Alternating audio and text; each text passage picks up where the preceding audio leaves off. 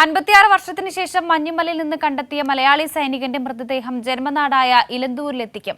ഹിമാചൽ പ്രദേശിലെ റോത്തങ് പാസിലുണ്ടായ വിമാന അപകടത്തിലാണ് തോമസ് ചെറിയാൻ വീരമൃത്യു വരിച്ചത്. ഇന്നലെയാണ് തോമസിന്റെ മൃതദേഹം കണ്ടെത്തിയ വിവരം സൈന്യം കുടുംബാംഗങ്ങളെ അറിയിച്ചത്.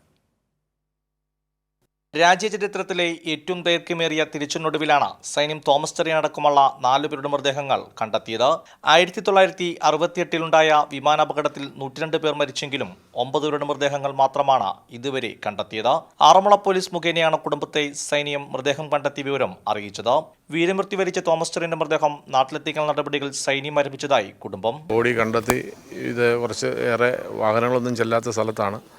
ഇന്നത് അവരവിടുന്ന് അത് കളക്ട് ചെയ്ത് പെട്ടി കക്കോഫിനകത്താക്കി ചണ്ഡീഗഡിലേക്ക് ഇന്ന് കൊണ്ടുവന്ന് അവിടെ വെച്ച് അവിടെ ഗാർഡ് ഓഫ് ഓണർ ചെയ്യുമെന്ന് പറഞ്ഞിട്ടുണ്ട്. അത് കഴിഞ്ഞ് 2-3 ദിവസത്തോളം എടുക്കും.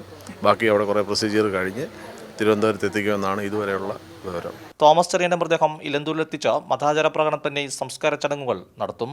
അദ്ദേഹത്തിന്റെ മാതാപിതാക്കന്മാരുടെ കല്ലറയിൽ തിരികെ കൊണ്ടുവന്ന് നമ്മുടെ മതാചാര പ്രകാരം കർമ്മം ചെയ്ത് അദ്ദേഹത്തിനെ യാത്രയാക്കാനായിട്ട് സാധിക്കുന്നു എന്നുള്ളൊരു വലിയ ഭാഗ്യമായിട്ട് കുടുംബാംഗങ്ങൾ എല്ലാവരും, ഒരുപക്ഷെ ഈ നാടും അങ്ങനെയാണ് കാണുന്നത്. അതേസമയം തോമസ് ചെറിയാനൊപ്പം അപകടത്തിൽപ്പെട്ട EM തോമസിന്റെ കുടുംബാംഗങ്ങളും പുതിയ സാഹചര്യത്തിൽ പ്രതീക്ഷയിലാണ്.